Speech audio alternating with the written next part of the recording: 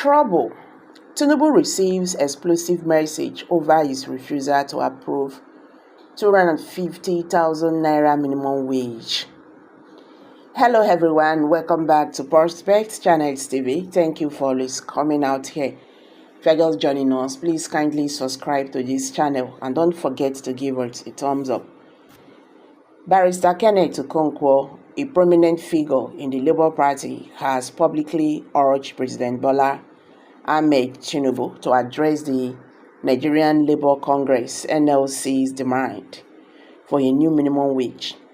The federal government has proposed a new minimum wage of 62,000 naira, which has been met with staunch opposition from the NLC and the Trade Union Congress (TUC), who have countered with a demand for 250,000 naira.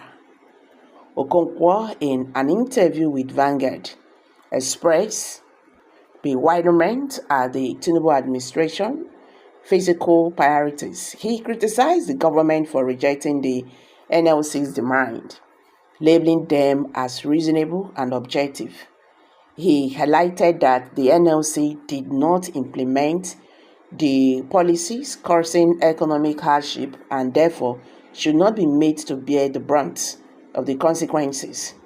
Kenneth Okonkwo urged the Nigerian possesses ample resources but is hindered by corrupt and incompetent leadership.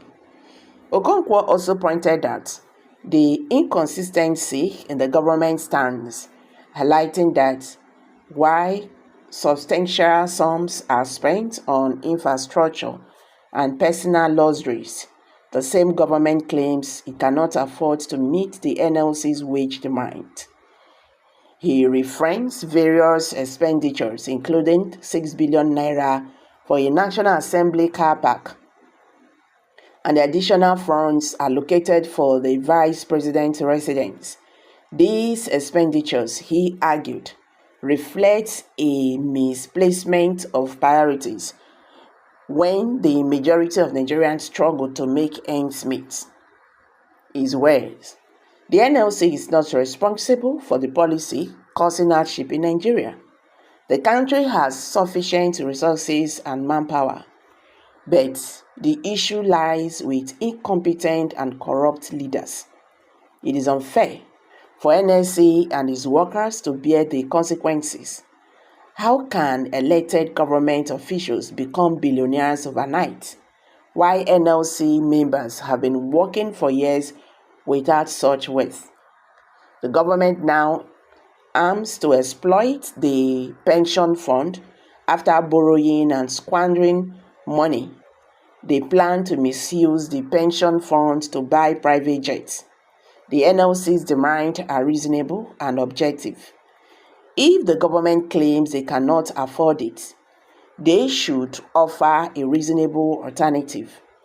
The federal government must revise its policies to prioritize the security and welfare of the people, rather than indulging in selflessness and greed. The government should place the love of the country above their personal interests.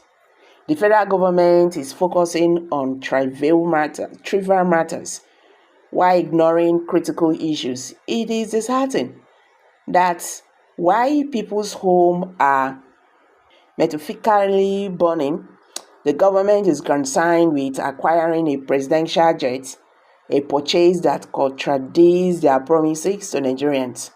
They have borrowed 17 billion naira in a year to buy a president jet. Additionally, 6 billion naira has been spent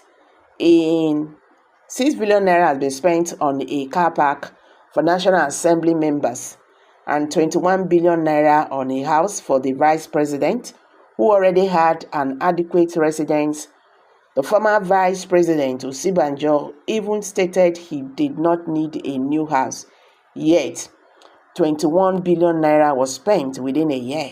The government spent $20 billion on the Chief of Staff's house, allocate billions to the President's wife, and then claims he cannot afford to pay workers 60 62,000 naira as a minimum wage, despite spending over 50,000 naira to fuel their cars. These government actions are baffling, especially with the exchange rate reaching 2,000 naira per dollar under their regime after removing subsidy.